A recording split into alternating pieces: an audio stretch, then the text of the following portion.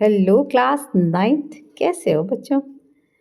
एक बार फिर आप सबका बहुत बहुत स्वागत आपके अपने YouTube channel learn Hindi with Anju ma'am में। बच्चों हम लोग पढ़ रहे हैं कक्षा 9 की हिंदी पाठ्य पुस्तक स्पर्श भाग 1, जिसके गद्य खंड के अंतर्गत हम पाठ पढ़ रहे हैं कीचड़ का काव्य। ये पाठ आपकी एनसीईआरटी के सिलेबस से हटा दिया गया था, लेकिन इसे वापस जोड़ा गया है, इसलिए हम लोग इसे पढ़ रहे हैं। ठीक है, तो इसका जो एक्सप्लेनेशन था हम पहले कर चुके हैं पिछले वीडियोस में, आप देख लीजिएगा डिस्क्रिप्शन बॉक्स में। और मौखिक प्रश्न भी हम पहले कर चुके हैं और अब हम लोग करने जा रहे हैं इसके लिखित प्रश्न तीनों भागों में। ठीक है, तो चलिए बच्चों शुरू करते हैं। ये देखिए क्लास 9 एनसीईआरटी हिंदी कीचड़ का काव्य स्पर्श भाग 1 और लिखित प्रश्न। इसका क भाग है निम्नलिखित प्रश्नों के उत्तर 25 से 30 शब्दों में लिखिए। पहला प्रश्न देखिए, कीचड़ के प्रति किसी को सहानुभूति क्यों नहीं होती। ठीक है, इसका उत्तर है कीचड़ के प्रति किसी को भी सहानुभूति नहीं होती। कारण यह है कि लोग इसे गंदा मानते हैं। वे ना तो इसे छूना पसंद करते हैं और ना इसके छींटों से अपने कपड़े खराब करना पसंद करते हैं। यदि पंख यानी कि बच्चों कीचड़, यदि पंख कपड़ों पर लग जाए तो हम कपड़े को मैला या गंदा मान लेते हैं। ठीक है, तो कीचड़ को हम गंदा ही मानते तो हमें क्यों उससे सहानुभूति होगी, इसलिए हमें उससे कोई सहानुभूति नहीं होती।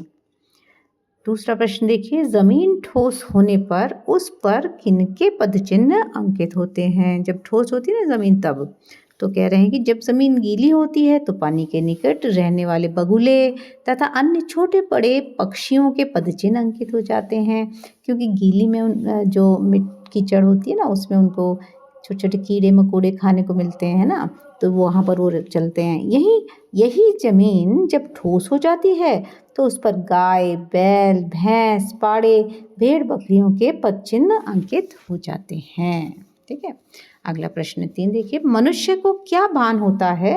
भान मतलब आभास या एहसास, है ना। क्या भान होता है जिससे वह कीचड़ का, क्या भान होता जिससे वह कीचड़ का तिरस्कार न करता। यानी मनुष्य को क्या बात का पता चल जाता, अगर पता होता तो कीचड़ का तिरस्कार फिर न करता। उसका उत्तर देखिए, मनुष्य को ये भान नहीं है, मतलब ये पता ही नहीं है, उसको ये ज्ञान ही नहीं है कि उसका पेट भरने वाला अन्न इसी कीचड़ में से उत्पन्न होता है ना। ज़्यादातर किसी को पता ही नहीं है, हम खाते हैं, अनाज आता है घर में, राशन आ जाता है, खा लेते हैं, वो कैसे उगता है, कहाँ से आता है, हम इन बातों पर ध्यान ही नहीं देते। यदि उसे इस तथ्य का भान होता तो वह कदापि कीचड़ का तिरस्कार न करता। लेखक कह रहे हैं अगर जरा भी हमें पता चल जाए कि ये जो हम चावल खा रहे हैं ये कीचड़ से बन के आया है, कीचड़ में उगा है, तो हम उसका तिरस्कार, कीचड़ का तिरस्कार ना करते, है ना। चलिए अगला प्रश्न है प्रश्न 4, पहाड़ लुप्त कर देने वाले कीचड़ की क्या विशेषता है। तो उत्तर देखिए बच्चों, पहाड़ लुप्त कर देने वाले कीचड़ की विशेषता यह है कि वह मीलों दूर तक फैला हुआ है और सनातन है ना। मतलब लगातार आ रहा है, सनातन का मतलब जाने कब से आ रहा है और अब आता चला जा रहा है, कभी भी ख़त्म ही नहीं होगा, नहीं हो रहा है। तो पहाड़ के पहाड़ इसके नीचे दबे जा रहे हैं, यानी लुप्त हुए जा रहे हैं। जिधर देखो उधर कीचड़ ही कीचड़ दिखता है ना। वो कह रहे हैं कि वो उधर तो हमेशा हर तरफ कीचड़ ही कीचड़ है, खंबात की तरफ की बात ये कर रहे हैं।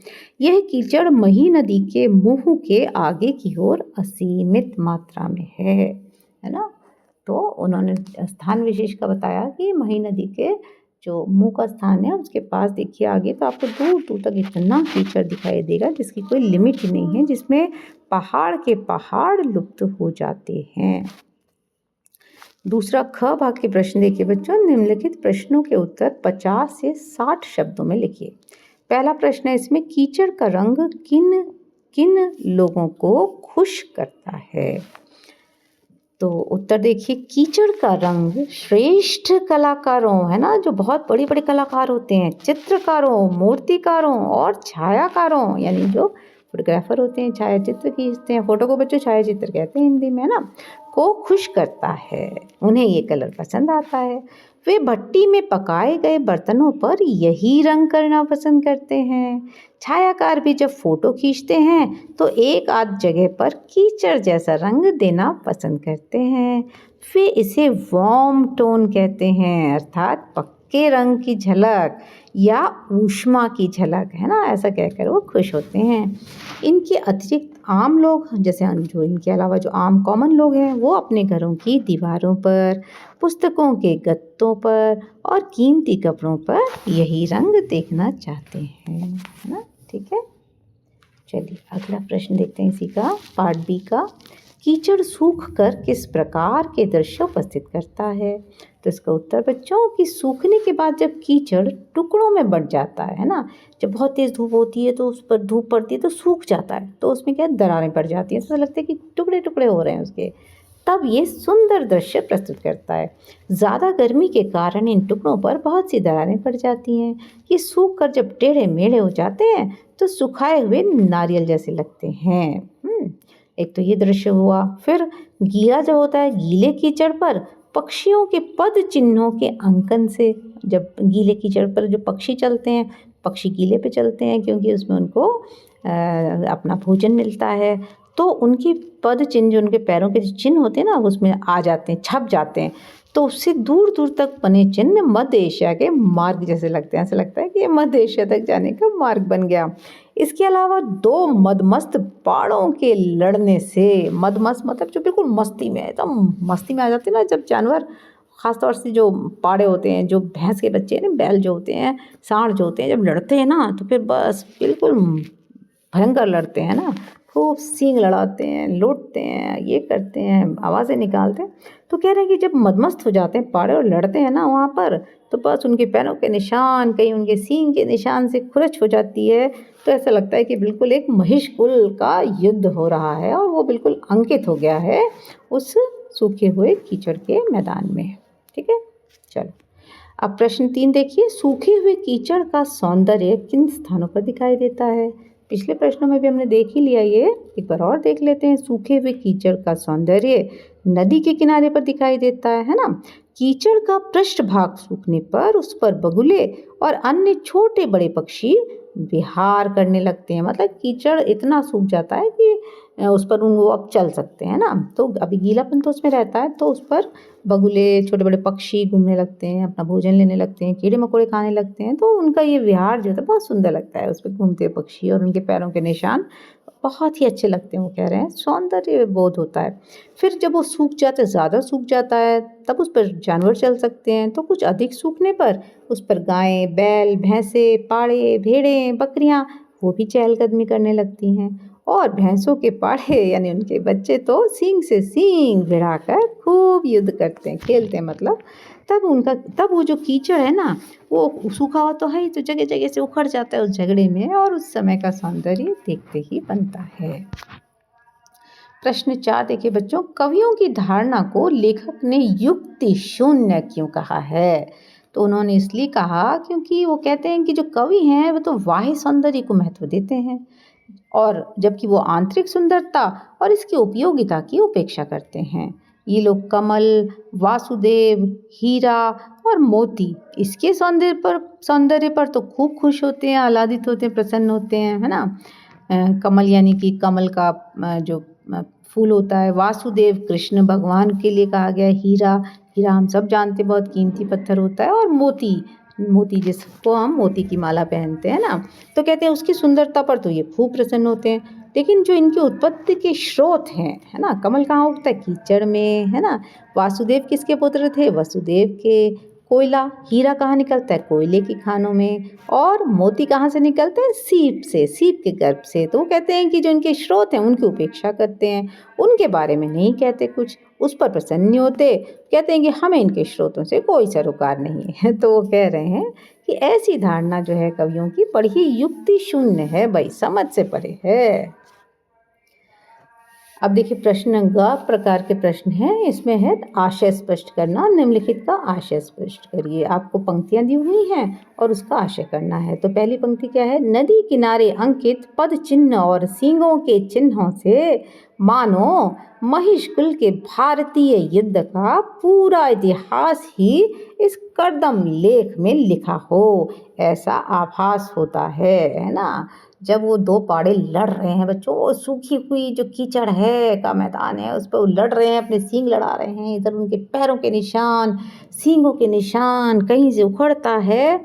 और जो है तो वो कह रहे हैं कि आपस में जब क्रीड़ा युद्ध मतलब खेल खेल का युद्ध होता है तो करते हैं, तो सींग से सींग बढ़ाकर लड़ते हैं, पैरों और सींगों से कीचड़ को खोद डालते हैं। तो कह रहे हैं कि उस खुदी हुई कीचड़ और उन निशानों को देखकर ऐसा लगता है कि मानो यहाँ भैंसों के कुल का कोई युद्ध भाई लड़ा गया हो ना। दूसरा देखिए, आप वासुदेव की पूजा करते हैं, इसलिए वसुदेव को तो नहीं पूछते। हीरे का भारी मूल्य देते हैं किंतु कोयले या पत्थर का नहीं देते, और मोती को कंठ में बांध कर फिरते हैं किंतु उसकी मातोश्री को गले में नहीं बांधते। कम से कम इस विषय पर कवियों के साथ तो चर्चा न करना ही उत्तम। यहाँ पर जो है ना, लेखक ने कह रहे हैं कि अगर कवियों से हम पूछें कि भाई ये तुम लोग कीचड़ जो है, पंख की क्यों इतना बारे में नहीं लिख रहे हो, या पंख को इतना घृणित क्यों समझ रहे हो, जबकि पंकज जो उसमें जा जोड़ने से जो पंकज बन गया उसके बारे में तो खूब लिख रहे हो, है ना।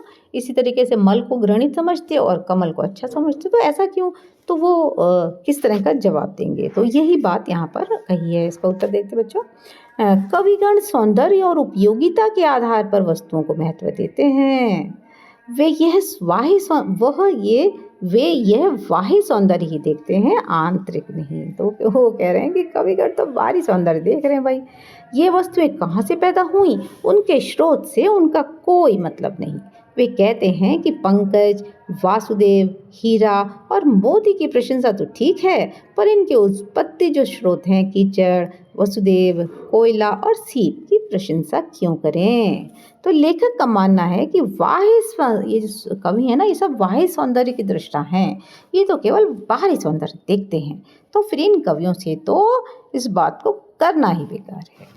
ठीक है बच्चों,